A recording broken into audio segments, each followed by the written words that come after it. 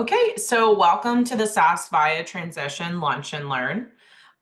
So a couple of links here, Laura's going to drop in the chat then. So if you want to view any previous training sessions and offerings, you can visit that first link. And then to learn more information about any of our upcoming event dates and topics, you can visit that second link. And that will include future training sessions, but then also things like our town hall and data camps and things like that. So moving over to some administrative announcements before I pass things over. Just to note, this meeting is being recorded. Please remember to stay muted to minimize interruptions. This session is not going to feature a Q&A session since it is so short.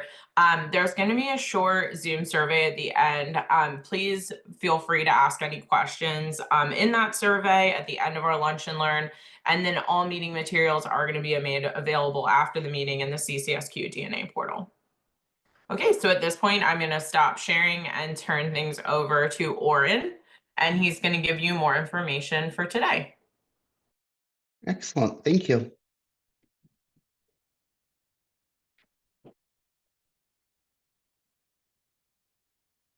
Okay, thanks for coming today. So we're going to be discussing regular expressions in Spark SQL.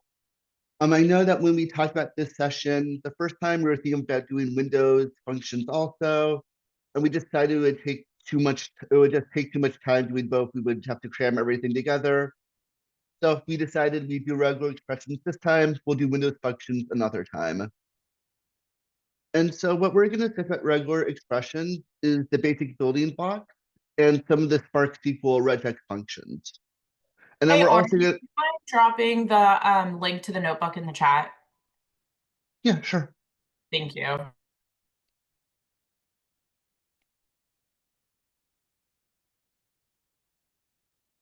And then we're also going to talk about the Spark SQL function and some functions that are similar in SQL itself. So the first question is, what are regular functions? And basically, they are a sequence of characters that form a search pattern. And basically, the idea behind them is they allow for more flexible and complex type searches. So basically, the idea is, suppose you want to find characters that maybe they have maybe it's 5 characters, and maybe it can be a whole bunch of different things, but you're not exactly sure what.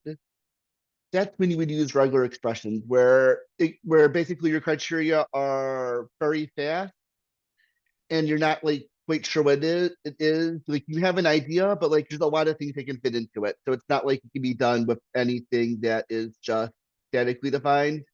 You need to go with a dynamic approach. And so it's basically used for 3 things: used for searching, and that is finding specific patterns in strings; matching, and that is checking whether strings conform to certain patterns; and replacing, that is modifying strings by matching and replacing part of them. Some common use cases are finding phone numbers, emails, or extracting components from semi-structured data. Basically, the idea by a phone number is phone number can start with a lot of different numbers, but I know generally it's going to be 10 digits, and I know there may or may not be dashes. So I have an idea what the format would look like for a phone number, but I don't know what it is. Or for example, an email, I know it's going to be, there's going to be characters, there's going to be an @ sign, and there's going to be something after it, and there's going to be a dot something. So I don't know what the email would start with. There's obviously a lot of things that email could be. It would be very hard to find any email by doing something like by doing a static command. But when I do a regular expression, I can basically put in the format of an email, and that'll be enough to actually get me what the email address would be, what email addresses could possibly be. So just for some building blocks and some components. So basically, literal characters are the main one. And for example, if you just do A, B, and C, or you do 1, 2, and 3, and basically if I were to put A, B, C together, they would match the string A, B, C. So I would put that into a search, and anything that matched that A, B, C would show up. Then you have character classes. You have the bracket, that's going to match any character inside the bracket. So for example, A, E, I, O, U, that if I put in, I'm gonna get any vowel. So if I've seen A, I've seen E, any of those, that's gonna show it. And a D not and a /D, that's going to match with any digit. So if I wanted to look for like 3 or 6, that would do that. And if I did the /D and then I have the squiggly brackets, the 3, that would match exactly 3 digits. So it doesn't matter what those 3 digits are, but it would match anywhere where there are 3 digits. Hey, Oren, a couple users mentioned that they don't have permissions for the notebook. I didn't know if that was an option to fix. Yeah, I can fix that quickly. Thanks, Oren.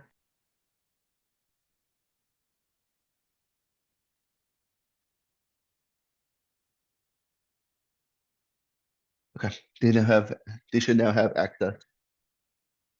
Okay, so there are special characters. A dot can be used for any character. An example is if I were to put in like A.C, that would match ABC, AXC, A1C, anything like that. And if I have a star, that looks for a 0 or more or something. So if I were to do a star, that would match an empty string, or it would give you an A, it would give you AA, 3 A's. It would look for any number of A's in it, basically. And then the plus is 1 or more. So if I have A plus, that's going to match A, etc., etc.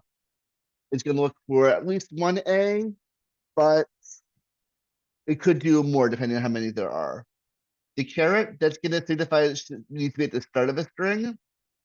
So if I do a caret A, that's going to match any string starting with A in it. And the $sign tells me it's at the end of the string. So the $sign would match a string ending with A. So you can see how you get an idea about how powerful it could be, how you can throw stuff together. You can say something big, right? Because like I mean, in fact, you could use substrings to replace the start of and the end of.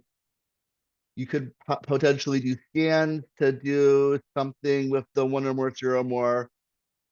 But you put this all together and you can see how you could create really complicated things to find find find strings that would match something in a larger string. And also, if you want to group parentheses together, if you want to group things together, you use parentheses to group them together. So, for example, for the right there we have for the phone number format, that is within parentheses, so it's looking for things that match uh, that whole regex that's together, not just one part of it, meant to match the whole thing together. Okay, there are several key functions when it comes to Spark SQL and regex. The first one is regex expression light, and that's going to check if a string matches a regular expression.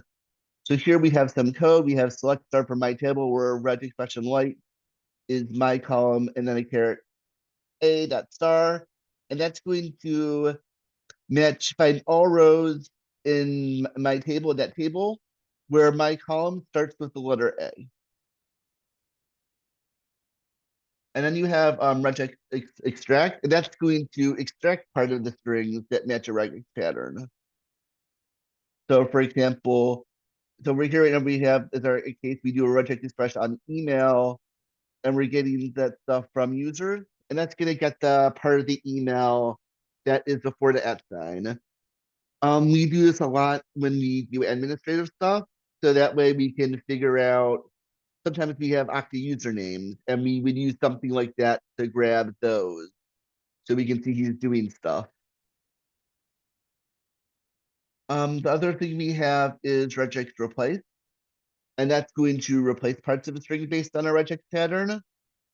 And for example, the case we have here is with a regex replace of a phone number. And what we're doing is we're getting rid of all numeric characters from a phone number. So suppose you had dashes in there, you had parentheses, this would get rid of that. We also have regex in string, and that's going to return the position of the first occurrence of the regular expression. So here we have an example, and what it's doing is it's looking for either Stephen with a C or Stephen with a PH, and it's going to return the first position where it has happened. And not only is it going to return the persistence, it's gonna be at the start of the string. So here we have a 6-letter string. It's gonna be at the start of it, not the end of it.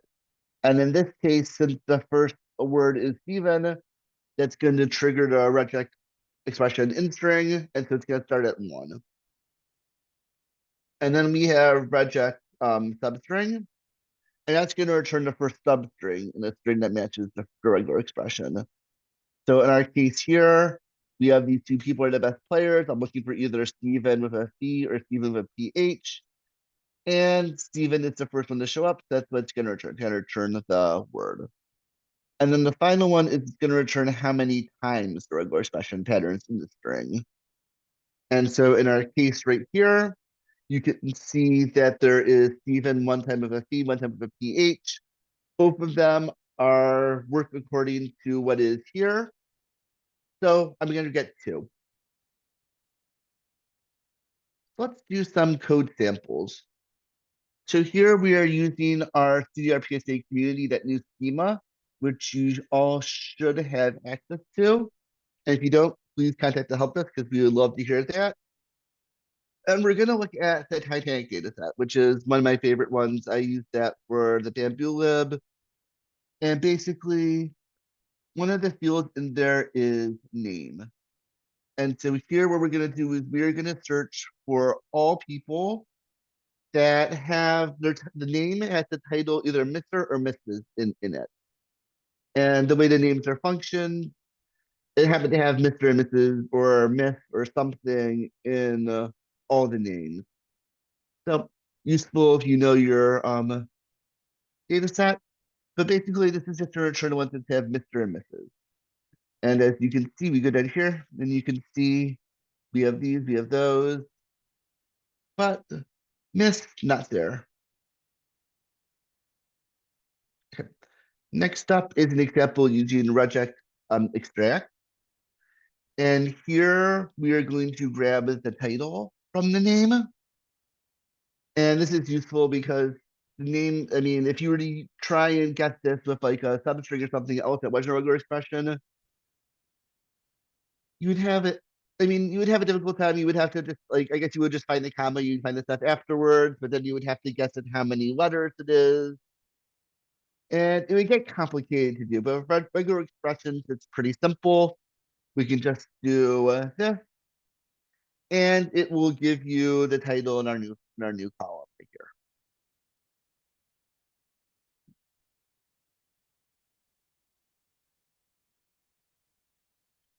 And here is a case of replacing.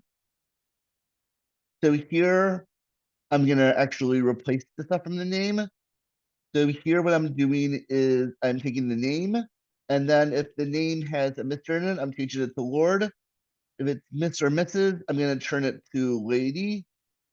And now you can see that in these names, you can see then, well, in name 1, I'm just doing to change it to Lord. In name 2, I'm changing it to Miss and Lady. And you can see that here, this one, it's a Mr.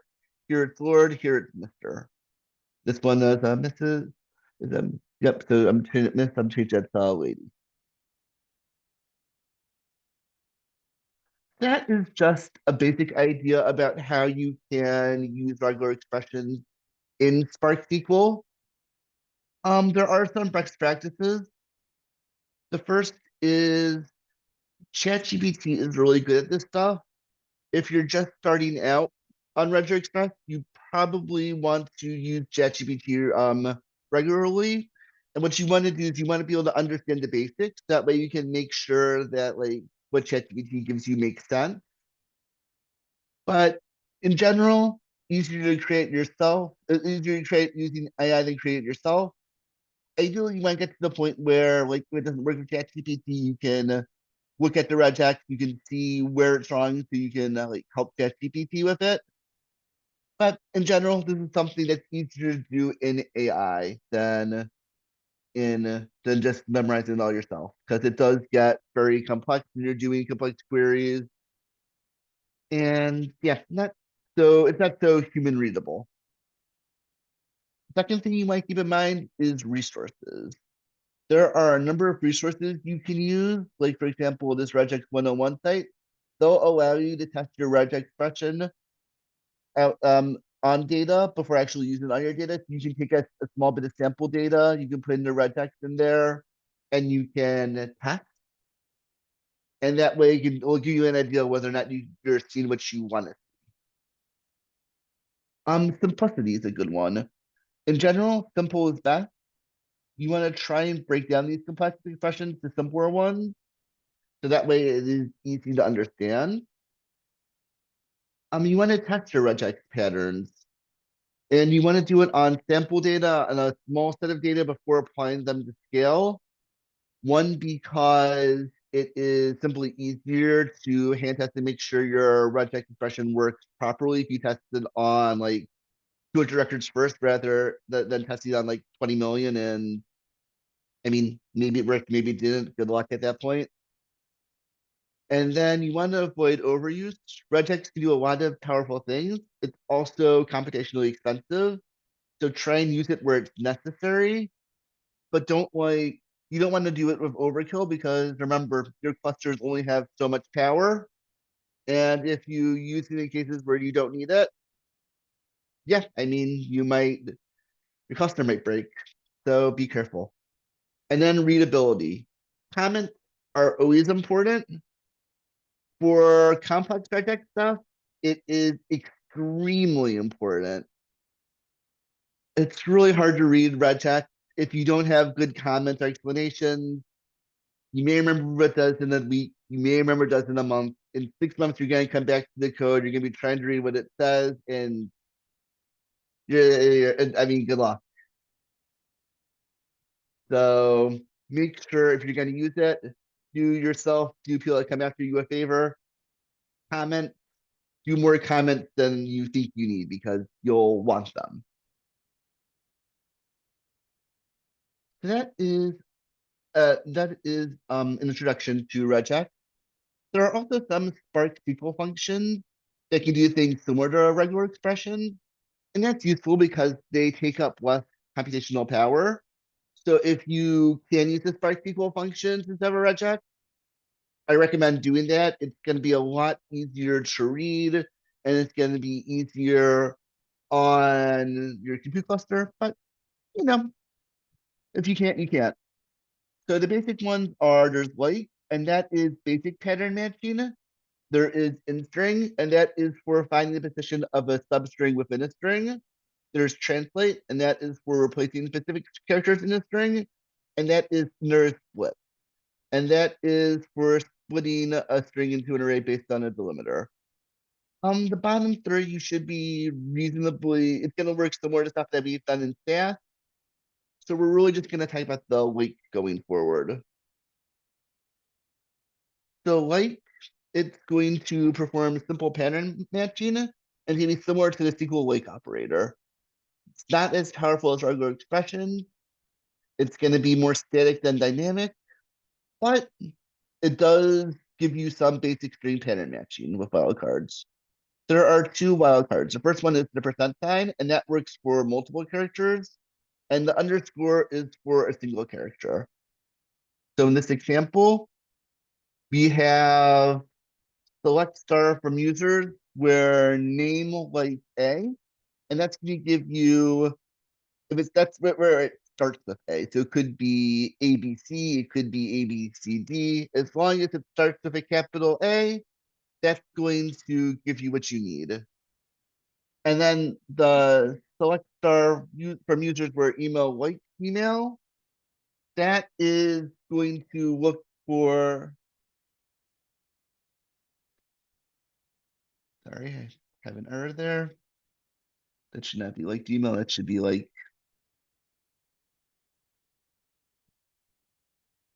sorry, missed that from earlier. Yeah, it should be like that. So I have GB and I have a underscore IL, and that is going, okay, so this one would give you, yeah, I see what I was doing here. This one was going to give you where there's multiple, this is where it starts with Gmail. So as long as Gmail is in there, it would give you things that start, it would give you things as long as Gmail is in there, because I had the percent beforehand and the percent afterwards. And I forgot to give you one with a single character. But basically, if instead of I got rid of percent sign, they changed it to GM_IL. Then that'll be for a single character. Here are some examples of this. So here, if I wanted to find all records where a string started with a specific character, then I can use percent at the end of the string. And here we are doing select star from users where a name like John, and then I have the percent sign, that's going to match John, Johnny, Johnny, Johnson, anything that starts with a John. And then here we have matching rows that end of a pattern. And that is going to have the percent is going to be before the phone. So it's going to be anything that ends in the phone. So smartphone, cell phone, land phone, all that is good. Here I have percentage times on both sides of the database, and that's going to match rows that contain the word database wherever. And then here we have single character matching. And here, for example, we have select star from employees where name like J_N, and that's going to match Jan, John, Jin, Jan, John. Anything that starts with a J, ends with an N, and has one character in the middle. And if I did 2, then it would be 2 in the middle. If I did 3, it would be 3 in the middle. And it would be only 2 in the middle if I did 2. It would be only 3 if I did 3 in the middle. And obviously, if I wanted to do any, I would do J% N. And you can also do percent and underscore together, and that'll be used to match more complex patterns. So here, for example, we have where admin is percent underscore at company.com. And what that would do is it match all cases where there's at least one car after admin, because I have the percent that I can be as many as I want. But then I have that underscore, so it's saying I need that one, I need at least one to be there. And yep, that's the end of this presentation. Hopefully at the end of this, you should have a better idea of what regular expressions are. You're probably not gonna be an expert at them, but you should at least now know that they exist, and you should understand which Spark SQL regular expressions exist. And you'll probably need to do research on your own to really use them and get practice. But at least now you should know about them and have an idea of the basics of what you need to get started. You should have some best practices for using regular expressions, and you should have a bit more understanding of the Spark SQL command and some of those other commands.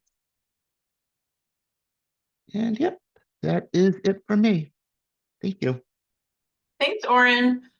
So at this point, we are going to administer that survey we mentioned. I can go ahead and stop the recording at this point. Just a couple of notes before I do. The survey is anonymous, as we mentioned. If you do want to give us any feedback or want us to reach out, make sure you leave your information. As we mentioned, there is a spot for questions or anything that you would like to hear more about. So make sure that you are giving us your feedback there. And then as soon as it's done, you can feel free to drop from the meeting. And just another thank you to Oren for presenting today and everyone who joined us over your lunch break. So we are going to go ahead and stop our recording.